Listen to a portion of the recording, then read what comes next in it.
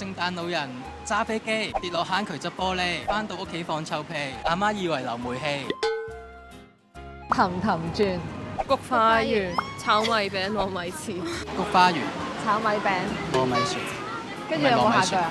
唔記得咗。菊花園、炒米餅，炒米餅、菊花園。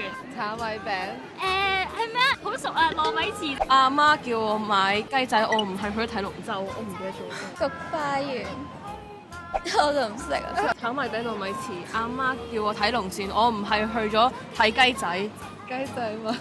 今朝唔記得咗咯。係第二個就係死八婆，買菠蘿繼續咯。 1蚊12個，仲有咩？死八婆，我唔係鬧你啊！